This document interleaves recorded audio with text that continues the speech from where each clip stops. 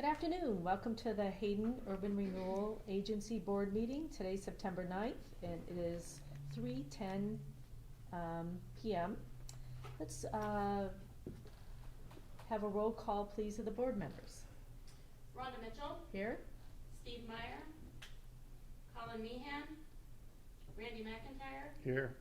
Michael Thayer. Here. Matt Roeder. Here. Joy Richards. Thank you. Let's stand for the Pledge of Allegiance. And Matt, do you want to lead us in the pledge today? I'll be glad to. I pledge allegiance to the flag of the United States of America and to the republic for which it stands, one nation, under God, indivisible, with liberty and justice for all. Thank you. Let's see. Call for conflicts of interest. Hearing none. Do we have any visitor or public comments? Okay. Consent calendar. Are there any questions? And I do have some financial questions. I don't know, is anyone here? Okay. I'll reach out to the city then to have them answer those. Anybody else have any questions? No. Okay, do I hear a motion? Yep. I move to approve the agenda. The consent calendar. Consent calendar, excuse me, sorry. The second. It's been seconded. Any further discussion? All in favor? Aye. Aye. Okay, new business. Olivia she's not here quite yet, right? Right. So, Olivia's coming, who put together the report for the expansion. And she is running a little late also, so let's move to item number 2 for the new business. And the next steps on the Owl Cafe. I don't know if you noticed what we received from our auction, so we auctioned everything off we possibly could. And then the remaining merchandise or inventory that's inside the building, we will get removed. But we need to discuss, because the roof is leaking, causing trouble, the utilities that are involved. Do we want to demo the building at this time? Just like to have some discussion on the board's thoughts and ideas about the Owl Cafe. Yeah, I think we should, instead of having a building that is just deteriorating, we should knock it down. I think that if I believe the North Idaho Museum wanted the sign, we should give that to them if they want it. Right. Or loan it to them in perpetuity or whatever. Right. In case there's another use for it at some point for the city. Yeah, I agree that it is, the building itself is being vandalized now also. Mhm. So we're having people breaking the glass and that type of thing. Any other thoughts? I think that when we looked at the purchase, actually quite a while ago, we said there's really no value in the building. And I think that there's a lot of consensus that it should be torn down. I'm in favor of reducing any of our costs associated with the property, which means any utilities. I mean, if it's gonna be torn down, then why have the water, electricity, gas on, shut all that down. I would disagree with the sign. That sign is worth several $1,000s. And I think we're dealing with taxpayer money. Taxpayer money bought the building, including the sign, just like having the auction depot come in and we made $3,000 or $4,000. You know, that's tax money, and that's the taxpayer's money. So I would like to, because I think what I heard was when some other restaurant auctioneer looked at it, or somebody said, yeah, there's value in that sign, it's quite a bit. Yeah. I think he said $3,000 or $4,000, Oh, something so like that. Like as a collector's piece? Kind of a collector's Yeah. piece. Oh, yeah, I mean, I think if we can monetize it, we should. If there's no interest, then we should loan it to the museum that expressed interest previously. I'm in favor of maximizing the money back to our taxpayers, so that's where I would Yeah. stand, is that we try to sell the sign and, you know. And the other question I have is, to demolish the building, we don't have that in our current budget to the end of the month. Did we have anything in our 24-25 budget for demolition? I thought we did. I remember- Um, I remember talking about it. I don't know remember that we talking put that in the about it. budget, but we can,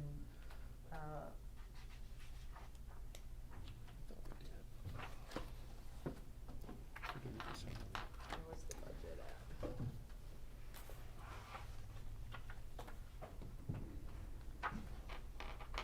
Where's the audit?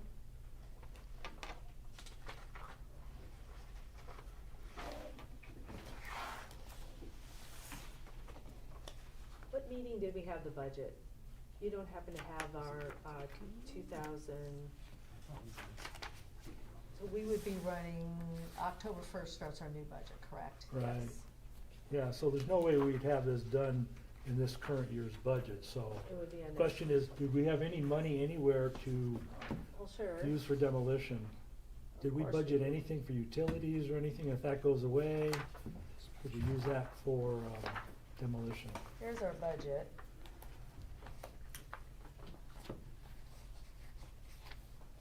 The budget was in the, so you guys, it's in the July 8th packet. Yeah. Can you find it?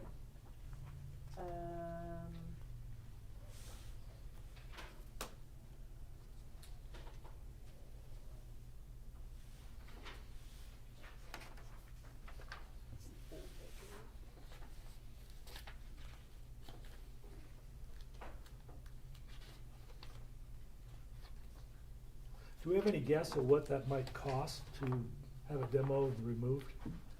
No, but we can do that. The other thing I think that needs to be taken off the building, they have those little metal owl, The shutter things that type cover window the, covers. cover the windows. Didn't I the think family that's- want those or something? They wanted one of them, yes. But they were willing to purchase it. In our budget, under the professional services line item, we went from $10,000 this year to $50,000 for the next fiscal year, which I think Wonder if it that was might for be what it study was. and project professional services, but I think that is that, where do they put that potential demo cost in? No, I think that was for the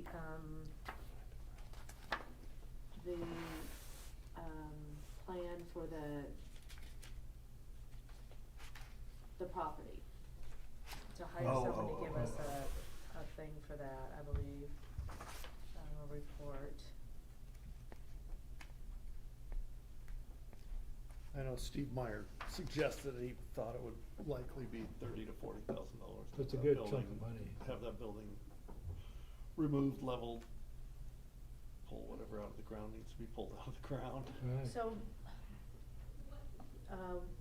And then what gravel we to should a probably smooth, safe do parking, is, safe surface. the action item in this meeting should probably be Oh.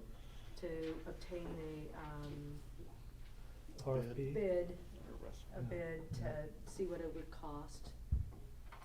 And.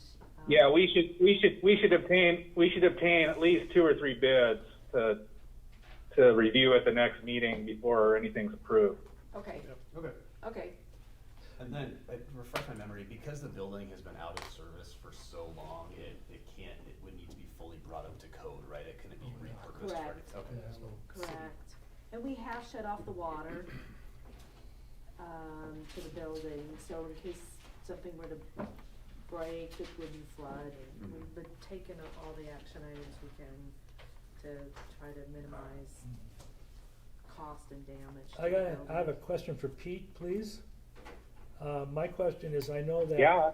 Yeah, I know that when we sell something and we have to deem it salvage sale, Now, this, do we have? to- Surplus, yeah, or surplus. surplus property. Do we have to do anything since we're going to demo this building? Is there some kind of declaration, or is there some kind of motion we have to make to declare that we're gonna get rid of it? No, because it's improved, basically improved real property, so you don't have to go through the same procedure as that, on that, so. Okay, so, do we need an action item then to, I think we probably have two things we need to maybe have a motion. One would be to retain someone to sell the sign, and then the other would be to get bids for demo. Am I right about that, Pete?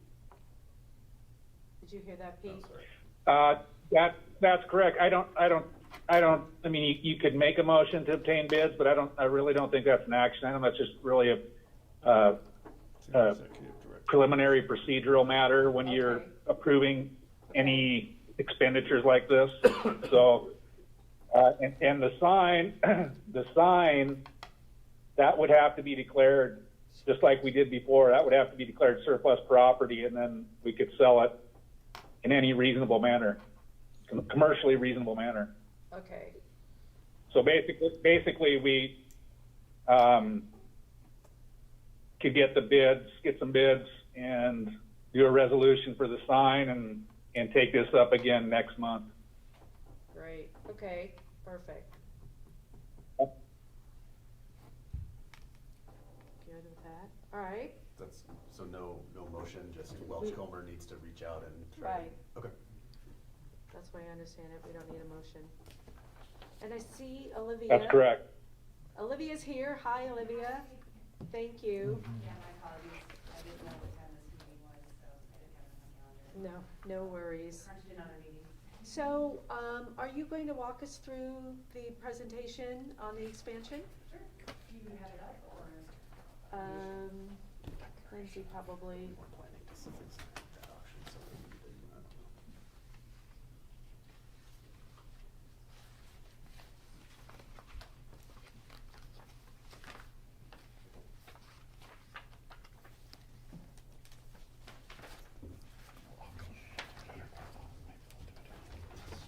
It would be nice to preserve that sign somehow for historic reasons.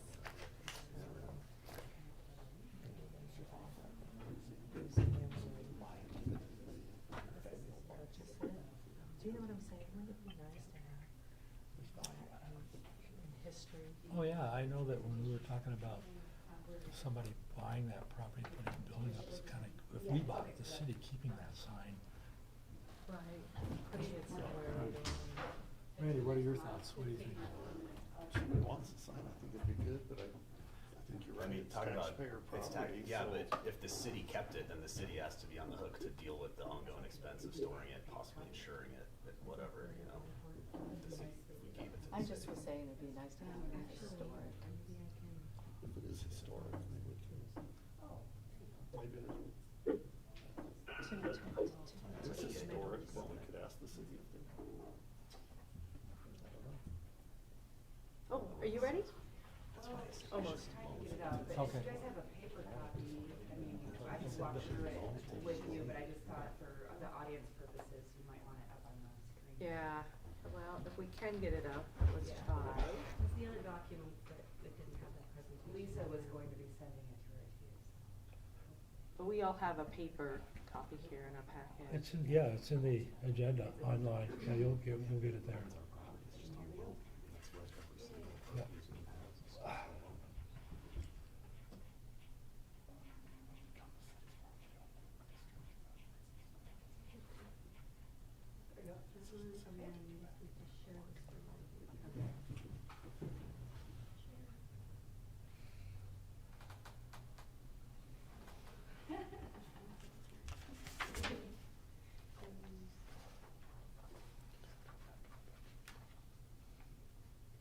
Okay, perfect.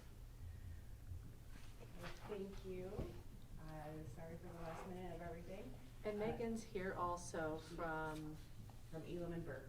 right, Yep. So, she's kind of headed setting up the legal side of things, and I You did conducted the an report. eligibility study. And then from here, if you approve it, then we will move forward to the next steps. So did it? Yeah, we did.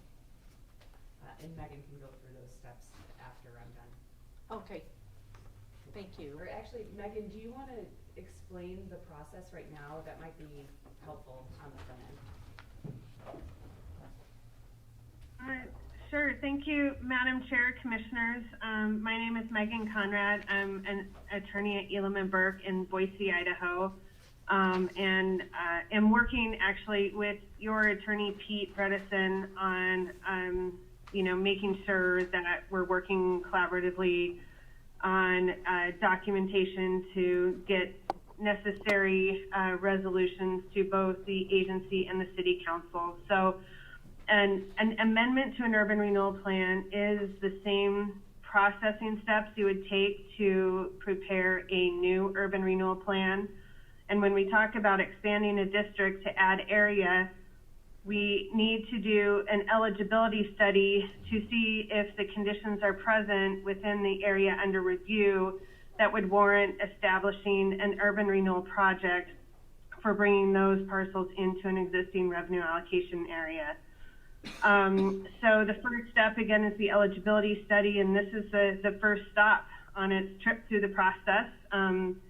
Should this body elect to move this, adopt by resolution the study and move this forward to the City Council, the City Council will consider the eligibility study and then make a determination as to whether or not to proceed with a plan amendment.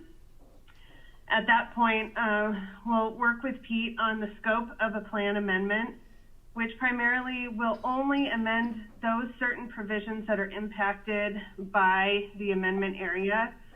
So certainly the mapping will be impacted, as it's a surveyed map and legal of the boundary of these, what we're referring to as nodes, which Olivia will get into in a little bit. There's certain parcels around specific intersection areas, and so just for ease of reference, we're referring to them as nodes.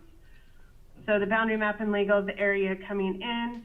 There's also going to be some level of an update to an economic feasibility study, at least describing certain projects within the amendment area.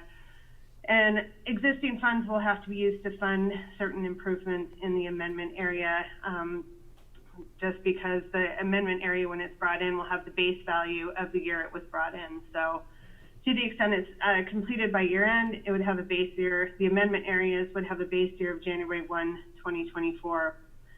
The draft first amendment would come back to the agency body for its consideration, and if approved, would be formally transmitted to the city for its processing, which includes a planning and zoning consideration of a finding of conformity that the amendment area is consistent with the city's comprehensive plan.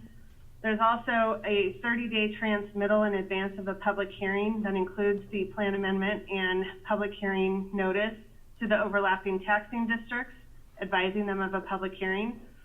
There's also a notice of publication advising the public of the public hearing. And then there is the formal public hearing and ordinance readings before the City Council.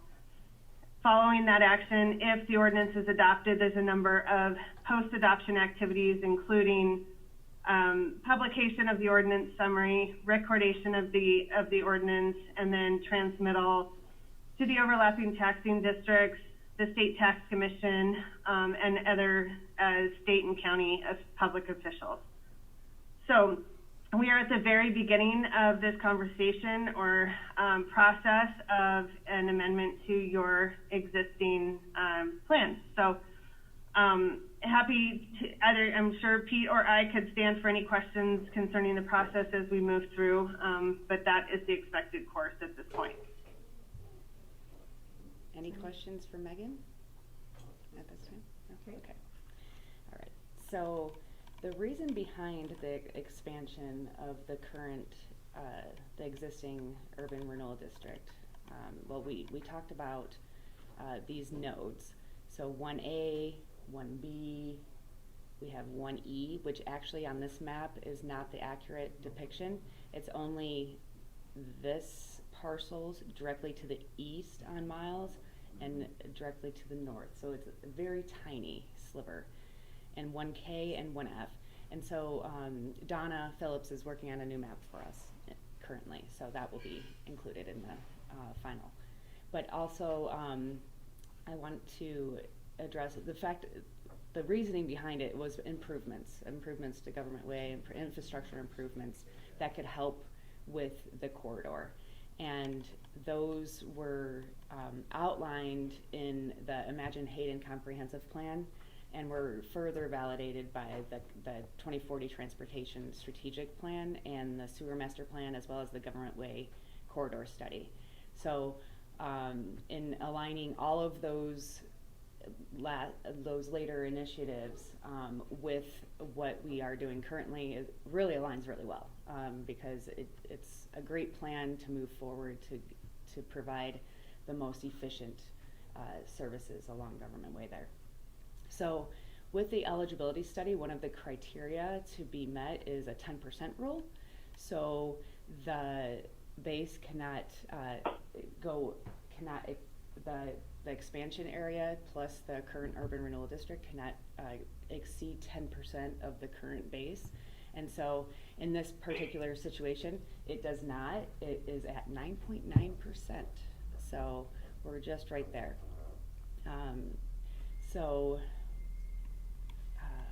Let me see. So going through the nodes, the eligibility study it's really just the thought process of the analysis of, I won't bore you with all the details, I'll just kind of hit the high level marks, but these are the specific parcels included in the eligibility study and the amendment for the expansion area. And then for purposes of Idaho Code, we have to adhere to all of the different sections of Idaho Code, and in order to do that, these areas need to be one of these following criteria, one of the 9 criteria. And you'll see later that they all meet at least 1, if not 3 of the criteria. So that it's deteriorated area or deteriorating area, and Idaho Code defines that. It's kind of broad, they're not very specific, but it's basically age or obsolescence, deterioration, presence of substantial number of deteriorated layouts, inadequate street layout, faulty layout relative to size, adequacy, and accessibility, and so on and so forth. And you'll notice that each of the nodes really hit on defective or inadequate street layout because of how the egress, ingress are on each of the parcels, as well as faulty layout based on their usefulness and efficiency. So each node we decided to, sometimes you do an eligibility study on the whole broad spectrum, since they were in various areas and connecting specifically to the current urban renewal district boundaries. We thought it would be more helpful to do an analysis of each node, so to speak. And so that's what we did. And so that way you can get a good idea of which areas hit the marks more than others, or vice versa. And so node A is the honeysuckle node, and I spell out all of the criteria on each one and check mark which criteria were met by each of the 9 criteria. And so faulty layout, diversity of ownership, just because of the one building does have, it's more of like a condo business, so they do have multiple owners, so it does kind of meet one of the criteria.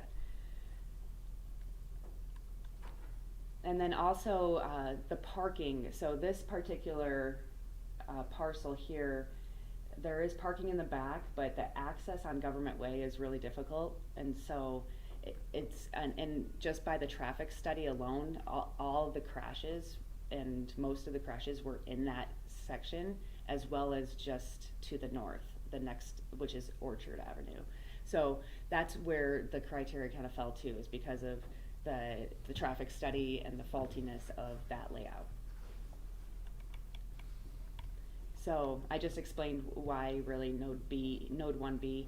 Also, accessibility from sidewalks. There's no sidewalks on the roadway of Orchard Avenue, and Triple Play is right down there. So the accessibility issue is also kind of puts it into that criteria of meeting the criteria, I should say. And then node 1E is Miles Avenue. So, and so also one thing that I evaluated was whether or not the assessments, like if the land value exceeded the improvement value, then that would kind of hit that criteria of substantial number of deteriorating structures. Because I wanted it to be a little bit more analytical and not subjective, and so that kind of gave it more of a substance of, and so that's where some of these parcels met that criteria where land value exceeded the improvement value. And also Miles Avenue, as well as Lacey and I believe it was Dakota, were also they were in the transportation plan to be upgraded as well. There was a need for street improvements as well. So again, meeting the criteria. And Wyoming, same thing. The level of service, that particular intersection has a level of service E, which is the worst level of service, and so that again makes it a defective or inadequate street layout. So it was pretty straightforward in the analysis. There was not really much of a gray area that I saw to analyze each of it. It wasn't very difficult, I shall say, to have them meet the criteria, because they, at the end of the conclusion, and I just thought it was interesting to see what the age of structures were by node, and just to kind of see, and because that kind of also indicated the improvements on the parcels, whether or not they were adequate. So economic underutilization is also another evidence of a deteriorating area. And so, and here we just found that, it's because all of the faulty layouts of the street layouts, it was very underutilized, which it is a detriment to the businesses in the area if they cannot, if people cannot have the movements going in and out, and especially with the crashes and the traffic analysis. So this really kind of wraps it up, the criteria by node, and as you could see, and as you recall that they, you only need to meet one of the 9 criteria, and so this, you can see, meet 3 of the 9 criteria in each of the notes. So I think those are really there's a lot more detail in the report. I just kind of wanted to hit the high level analysis. Does anyone have any questions? We had a question on the 9.9%, because I guess the request that we sent to the city to look at, show more land. Was that on the land value portion? Was it the district in relationship to the city, the portion we were adding in relation to the existing district, or was that on the financial?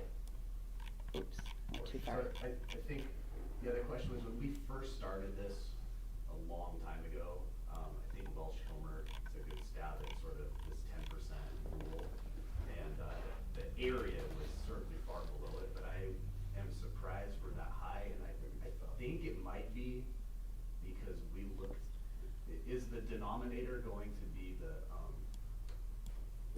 assessed value when the urban renewal agency was created? Is that why? No, so it's the existing assessed value is currently at 9.3% of the existing boundary. And so when you add in the expansion area, that additional base value from those areas make up 0.6%, which is the 9.9%. Go ahead. I was just gonna offer that the value, the total value of the city is based on 2023 valuations, Correct. not 2024. We currently have those evaluations. We saw a record amount of new construction values being added, which means more than likely we're not quite 9.9 if you were to come back to 2024 values. Just for conversation purposes, if you understand that at 9.9 now, but if we roll back to 2024, we might be 9.7. Okay. Thanks. Yeah. Any other questions for Renee? Yeah, I have a question that relates to the resolution. It talks about Exhibit A and Exhibit B was attached thereof. This is the exhibit, right? Megan wrote the resolution. Megan, can you speak to No, I that? think Pete wrote this. Or Pete did? No, I drafted the resolution. The Oh. Exhibit A is the expansion area, which is the map of the expansion area, and then Exhibit B is the eligibility report. Okay, but are they identified in the report as A and B? That's why I didn't see that. No, because this is a separate report from the resolution. Yes, we're gonna attach the The- map and this. We're to gonna the attach resolution. the exhibits to the resolution after it's approved, but you have the eligibility report, and you've seen a map of the expansion area, so. Yeah, and I think that was intended mainly because, and correct me if I'm wrong, Pete, but is it because the map is incorrect at this point? Because Right, of- and because the eligibility report was already included in the packet, so. It just needs to be labeled as Exhibit B and then attached to the resolution. So when we have the correct map will be attached to the resolution. Correct. Okay, that's, And Donna said she was gonna get Right, it soon, yeah. okay. earlier this week, so. So what we're voting on today, on our action item is this resolution. Correct. And we're recommending that the expansion take place to the city council. And then city council then will also vote on this resolution. Correct, Pete? Correct, yeah, we're just recommending that the expansion area be declared deteriorated. The city council is the one that actually declares the area deteriorated, is the first step in the process. Okay. Are there any questions? No, I think that this is pretty straightforward. I mean, I wouldn't expect us to see really any change in our increment financing, given that it's gonna be base valued from Right. this year. There won't But it be. will allow, HURA to really help the city with a lot of these problem intersections and the sewer work associated with them. So I am in favor of this. So do you wanna make a motion? Yeah, I move to approve resolution number 2024-03. I'll second it. Been moved and seconded. Any additional discussion? Can I have a roll call vote, please? Rhonda Mitchell, Yes. Randy McIntyre, Yes. Michael Thayer, Yes. Matt Roder. Yes. Great, thank you.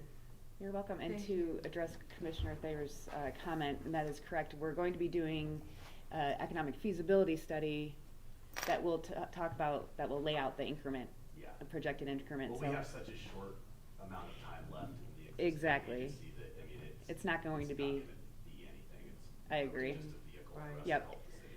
Yep, it's just part of the process, so, yeah, All right, thank you, Megan, also for attending. and, Maybe she'll- Thank you for having me today. I appreciate it.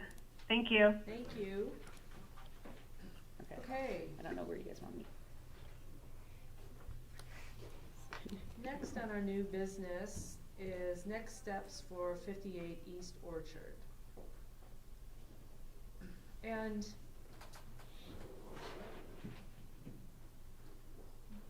we're gonna hire the agency to do kind of a high-level ideas plan for the area. Do we have any discussion on this at this point? Any thoughts or ideas? The house did, by the way, get all updated, and rent's being paid, so all's well on that aspect as far as the,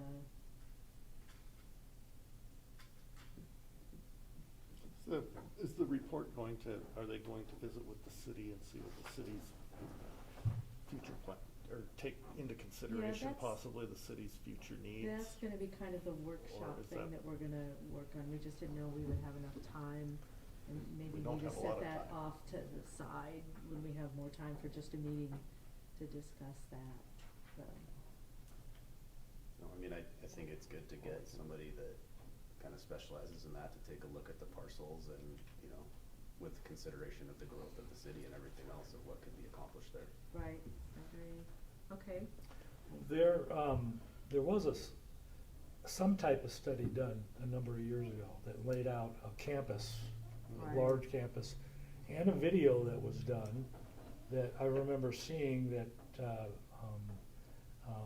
an animated one, you know, and to kind of what it could possibly look like. So I think that we we're need. gonna bring that into the Yeah, workshop, I'm gonna say we yeah. need to make sure that we have that in our hands also, so that we're not duplicating some Right. work that's already done Right. and paid for. I agree. Okay. Okay, I don't think we have anything really action item on that at this point. The executive director report, Melissa, is out of town and was unable to attend today. Lindsay, did you wanna give the report, or do you want me just to read through it? You just want me to. Okay. She outlined a memo in the packet. The OPAs, there's nothing new. The Café the auction is completed. Several items sold. HURA made approximately $3,944.15. So that was fabulous.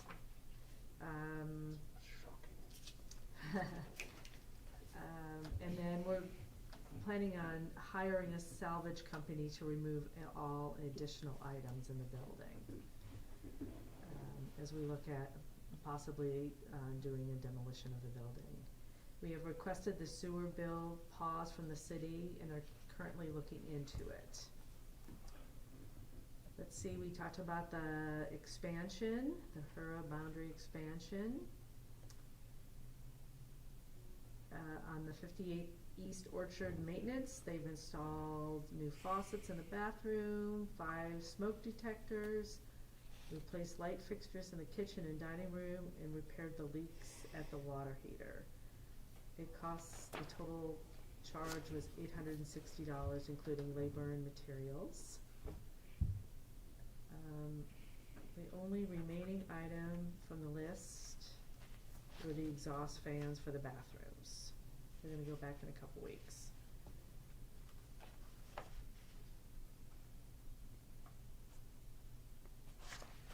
And then he had recommendations for GFI outlets, add kitchen exhaust fans, add bathroom exhaust fans not already completed, and a carbon detector on each level of the home. So that's something we would need to look at and address, get an idea of the cost for that, bring that forward. That is the end of the executive's report. Did you have any questions on Melissa's report? No? Okay. I have just one point I wanna bring out, and Okay. that is, it seems like we wanna talk to a salvage company and a demolition company, or is that all just one? I mean, we're gonna hire 2 companies, one to come in and salvage stuff, and another to demo, because Yeah, they are 2 separate companies. why not just demo and everything that's in it just goes away? I would think. I mean, it seems like it would be less money. I don't know, I've never done it before. Well, I guess that's a question for the demo company if they will do that. Yeah, so, can't imagine what's left in there that, Well, I don't know if they sold all of other the than ripping out ovens some copper and- wiring. Yeah, I don't know. Is there any benefit to us that we get money for the salvage, or will it be, we're just paying them to take out what they Just- can sell? We sold everything that would sell, so the rest is just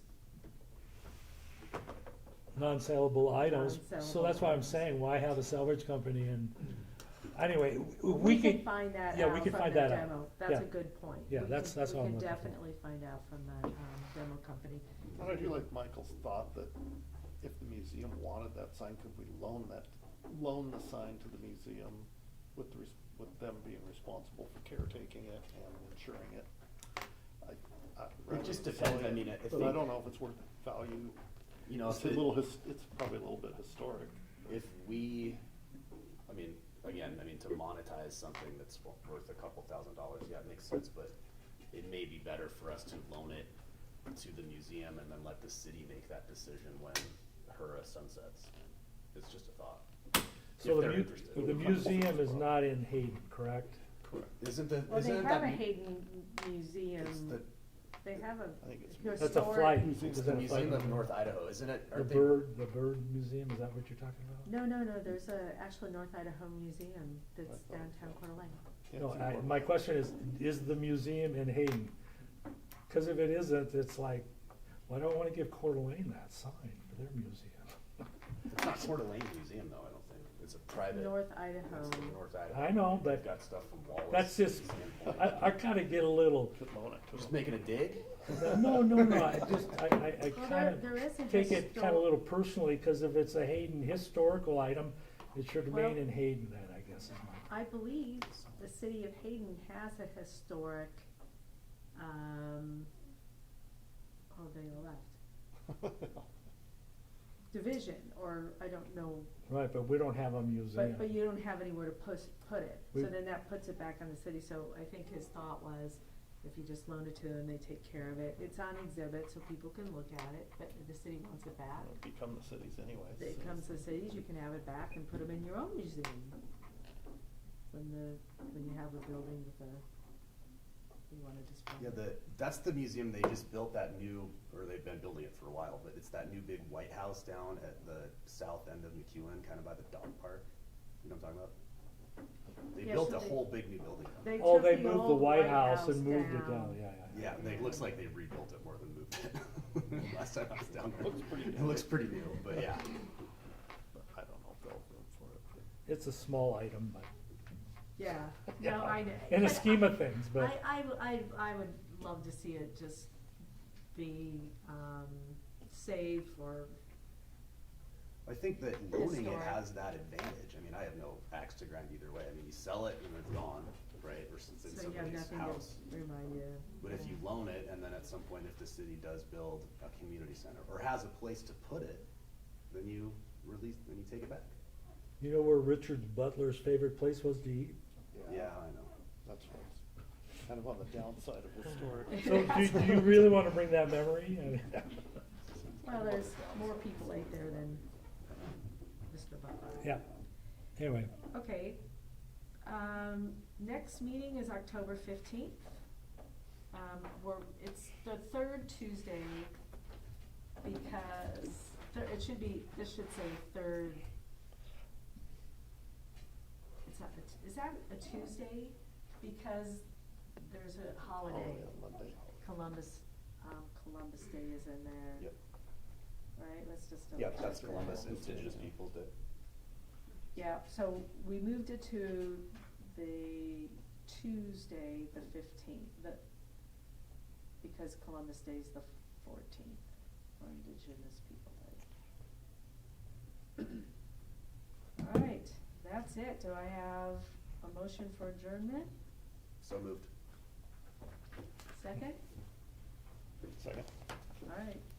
Thank you, everyone. I Thank you, appreciate your Rhonda. participation.